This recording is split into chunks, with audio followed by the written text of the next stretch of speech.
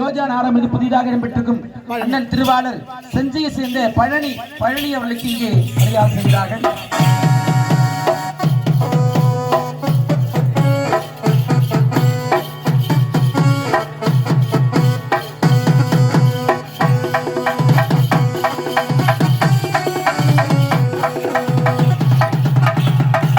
நன்றி. என கொஞ்சம் ஐயா கை தட்டிலாமா? ஏன்னா இந்த நாடக கலைஞர் மீது தனி ஒரு பற்று.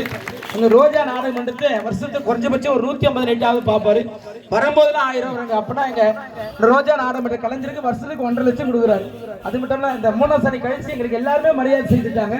இவங்க 2 பேர் அப்ப இல்லை, புதிதாக வந்துட்டாங்க. அவருக்கு மரியாதை செய்துட்டு மனமார்ந்த நன்றி தெரிவி. நன்றி நன்றி.